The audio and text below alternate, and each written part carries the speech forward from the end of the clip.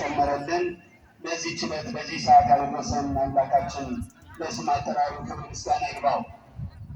አሁን በጠቀስኩት ጥቅስ ላይ ከአበይት ነቢያት ወይም ከታላላቆቹ ነቢያት መካከል አንዱ የሆነው ኢሳይያስ የተናገረውን መነሻ አድርገን በአጭሩ ለመነጋገር እንሞክራለን። የሰራዊት ጌታ እግዚአብሔር ዘርን ባያስቀርልን ኖሮ እንደ ሰዶም በሆን እንደ ገሞራም በመሰል ነበር ይላል። በዚህ ላይ ሁለት መሰረታዊ ሀሳቦችን እናገኛለን። እግዚአብሔር ዘርን አስቀርቶልናል የሚልና ሰዶምና ገሞራ ደግሞ ጠፍተዋል የሚል። ሰዶምና ገሞራ እነማን ነበሩ ቢባል በሰዶም ይኖር የነበረው የአብርሃም የወንድሙ ልጅ የሆነው ሎጥ እርሱ ብቻ ጻድቅ ሆኖ በመገኘቱ ምክንያት እግዚአብሔር እርሱን ከመከራ ለማውጣት ወደደ። ሌሎች ግን በኃጢአት በበደላቸው ኃጢአት በደላቸው እስከ ጸሎት ድረስ እስኪደርስ እግዚአብሔር እጅግ አድርገው ያሳዝነውት ነበረ። ስለዚህ ያቺ የሰዶምና ገሞራን ምድር ያጠፉ ዘንድ ሁለት መላእክትን ወደዚያ ላከ።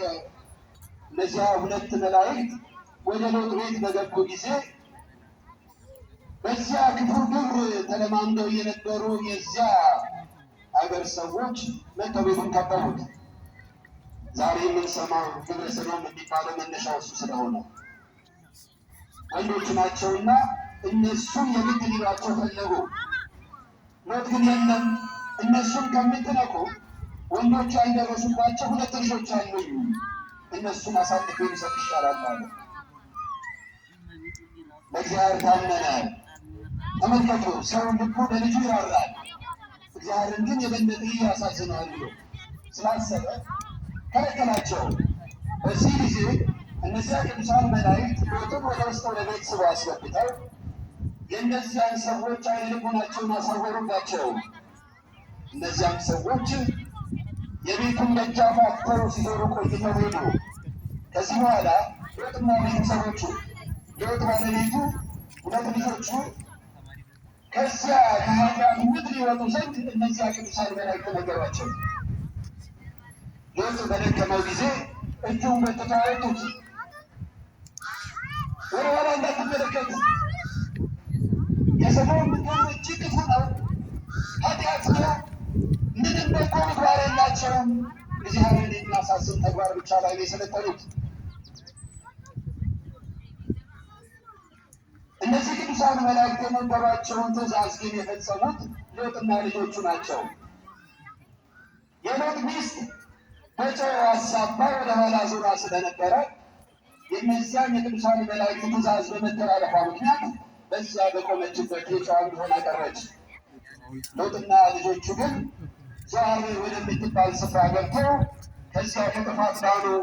ልክ ሎጥና ልጆቹ እንደወጡ ግን መላእክቱ በዘመናችን ሰልፎኒቃስ የሚባለው እሱን እየነሰነሱ ነው የሰዶምና ገሞራን ሕዝብ ያጠፉት።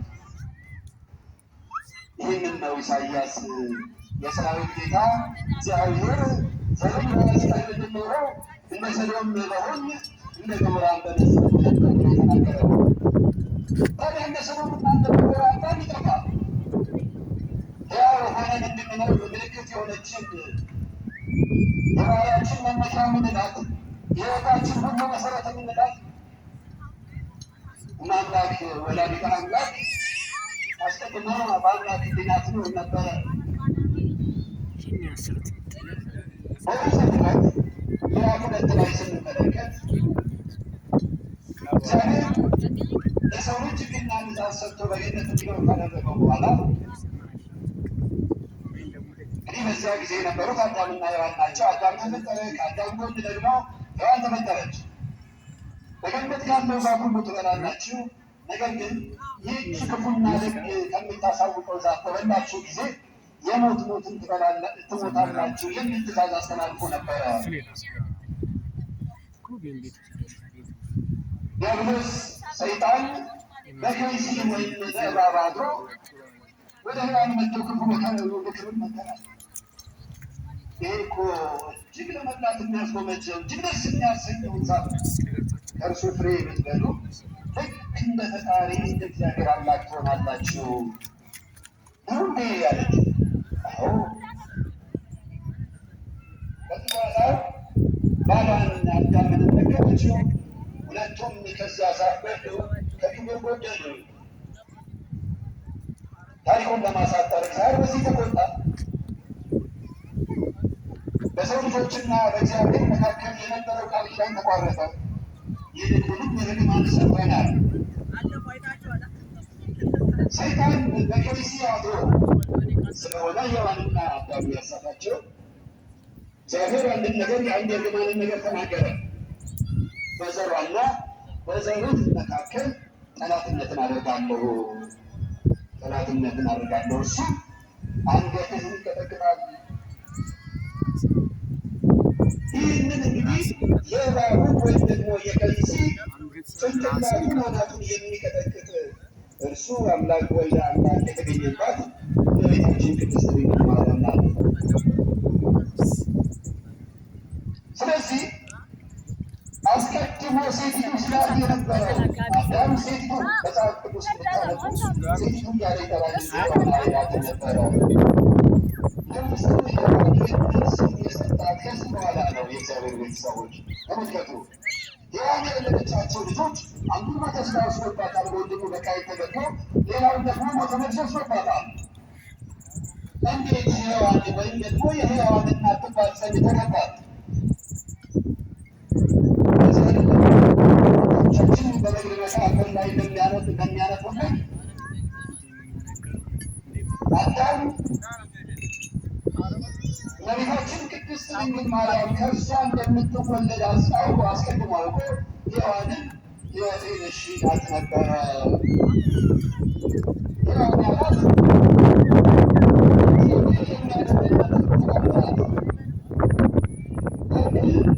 በልቦናው ተረድቶ እግዚአብሔር ማዳኑን እንደሚፈጽምለት የሰው ልጆች ሞተው እንደማይቀሩ ሕያዋን ሆነው እንደሚኖሩ ተስፋ ሆነው ሔዋን ብሎ ስም ያወጣላት።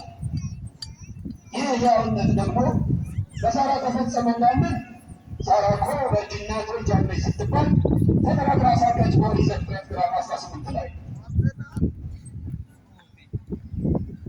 በቤተ መቅደስ በንጽሕና በቅድስና የኖረችው ታላቅ የአንቺ ብላቴና እመብርሃን ቅድስት ድንግል ማርያም ናት። ቅድም የሰንበት ትምህርት ቤት መዘምራኑ መሰረታት ውስጥ 40 ቅዱሳን እያሉ ሲያዜሙ ሰምታችኋል። እመቤታችን ቅድስት ድንግል ማርያም 8 አያቶቿ አስቀድመው ታላላቅ ሰዎች ነበሩ። ቴቃና በቴቃ የሚባሉ ቴቃና በቴቃ ሀብት ንብረት የበዛላቸው ባለጸጎች ነበሩ። ሀብታቸው ከመብዛቱ የተነሳ ወርቁን እንደ አምባር እየሰሩ በበሬው ቀንድ ላይ በበሬው አንገት ላይ ያደርጉ ነበረ። ነገር ግን ልጅ አልነበራቸው። ስለዚህ ስለተሳሉ እግዚአብሔርም አላሳፈራቸውም፣ ሊሰጣቸው እነሱም ሄርሜን የተባለች ልጅ ወለዱ። ሄርሜን ደርቤ ደርቤት ሆናል። ተናዝካር ሴት ናት። ሴት ናት ሄርሜላን፣ ሄርሜላ ደግሞ ሐናን ወለደች። ሐና ደግሞ የፍጥረት ሁሉ መለያ የሆነች እመቤታችን ቅድስት ድንግል ማርያምን ለመውለድ ምክንያት ሆነች። እኔ እንደምታውቁት ሐናና ኢያቄም ልጅ አልነበራቸውም።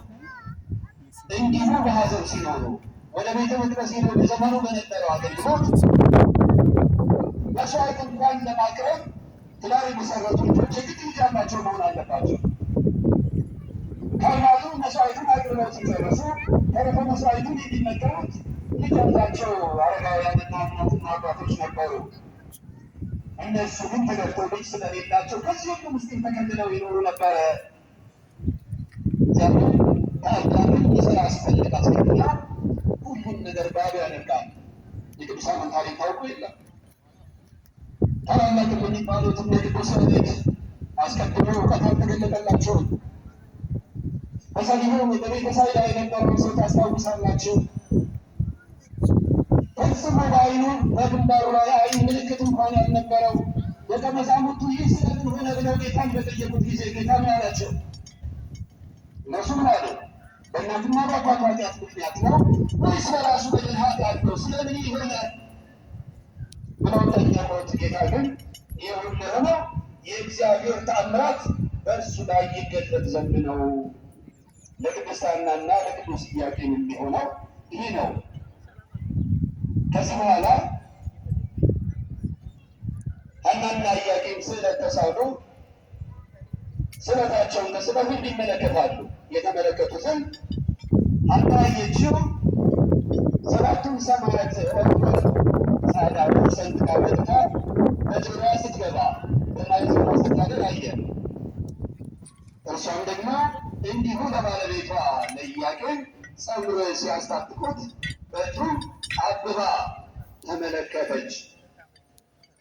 የእግዚአብሔርን ተአምራት ተስፋ በማድረግ ይህንን ምስጢር አይተው በንጹሕ ጋብቻ በቅዱስ ጋብቻ እመቤታችን ቅድስት ድንግል ማርያም ነሐሴ 7 ቀን ተጸነሰች። ሊቃውንት ቅድም እንደሰማችሁት ድንግል አኮ በፍትወተ ደመ ዘተጸነስኪ አላ በሩካቤ ዘብሕግ እምሃና ወኢያቄም ተወለድኪ እያሉ ነበር የሚያዜሙት። ንጹሕ በሆነ ቅዱስ በሆነ ጋብቻ ፈሪሃ እግዚአብሔር የሰፈነበት የእግዚአብሔርን ተአምራት የሚጠባበቅ ቤተሰብ ከእነዚህ ነው እመቤታችን ቅድስት ድንግል ማርያም የተወለደችው። እመቤታችን ቅድስት ድንግል ማርያምን ጸንሳ ሳለ ሐና ብዙ ተአምራትን አድርጋለች። እነዚህ መካከል ኤልሳባ የምትባል የሐና ዘመድ መጥታ ሆዷን በነካች ጊዜ ዓይኗ በርቶላታል። እንዲሁ ሳሚናስ የተሰኘ ቤተሰቧን ሞቶ እየተለቀሰለት እያለ ሐና ሄዳ የአልጋውን ሸንኮር ልትነካ ጥላው ሲያርፍበት ከሞት ተነስተዋል። ለእግዚአብሔር ክብር ምስጋና ይግባው። የእግዚአብሔር ቤተሰቦች የሰው ልጆች ደስታ ወይም ደግሞ ትልቁ ሐሴት በዚህ ምድር ላይ ከሞት መነሳት አይደለም። በዚህ ምድር ላይ የሞተ ሰው ፍርድ ይጠብቀዋል። ሁለተኛውን ሞት ላለመሞት ነው ራሱን ሊያዘጋጅ የሚገባው። ለዚህ ደግሞ እውነተኛውን ሞት የሚገድል የሰው ልጆች ከፍጹም ኃጢአት የሚቤዥ እርሱ መድኃኔዓለም ክርስቶስ የምትወልደው ያቺ ንጽሕት ርግብ እመቤታችን ቅድስት ድንግል ማርያም ግንቦት 1 ቀን በሊባኖስ ተራራ ተወለደች። ወደ ሊባኖስ ተራራ ስለምን ሄዱ? በዘመኑ አይሁድ ቀናተኞች ናቸው። በኋላ ላይም ጌታ ኢየሱስ ክርስቶስ እንዴት አድርገው እንደሰቀሉት እናውቃለን። ተአምራት ሰራች፣ እንዲህ ታላላቅ ነገር እናደረገች ብለው ቤታችን ላይ አዲስ ታሪክ ሊፈጥሩ ነው ብለው ሊገሏት ሲሉ ቅዱስ ገብርኤል ወደ ሊባኖስ ተራራ ይዟቸው ሄዶ በዚያ በሊባኖስ ተራራ ስር ነቢዩ ሰለሞን ንኢ መርዓትየ ሊባኖስ እቴ ሙሽራዬ ሆይ ከሊባኖስ ነይ እንዳለ ነቢዩ ሕዝቅኤል የተዘጋች ደጃፍ ብሎ የተናገረላት በንጽሕና በቅድስና የምትኖር እርሷ ኢሳይያስ በ7ኛው ምዕራፍ ላይ ቁጥር 14 ናሁ ድንግል ትፀንስ ወትወልድ ወልደ እነሆ ድንግል ትፀንሳለች ወንድ ልጅን ትወልዳለች ብሎ የተናገረላት ያቺ ጻድቃን ያቺ የባህሪያችን ብለን የሚጠራት ታላቋ ርግብ እመብርሃን ወላዲተ አምላክ በዛሬው ቀን በሊባኖስ ተራራ ተወለደች። ሁላችሁ አመስግኑ የእግዚአብሔር ቤተሰቦች። የእመቤታችን የቅድስት ድንግል ማርያም መወለድ ከስነ ፍጥረት ኦሪት ዘፍጥረት ምዕራፍ 1 ላይ ስንመለከት በቀዳሚ ገብረ እግዚአብሔር ሰማየ ወምድር ይላል። በመጀመሪያ እግዚአብሔር ምን ፈጠረ? ሰማይና ምድርን ፈጠረ። ይህ የተፈጠረ ሰማይና ምድር ለሰው ልጆች ክብር እንኳን ለሰው ልጆች ክብር የተፈጠረ ቢሆንም የሰው ልጆች በአግባቡ ስላልያዙት ከሰው ልጆች ተነጥቆ ነበረ። ዳግመኛ ሰማይና ምድር የተፈጠረባት ፀሐይን ልትወልድ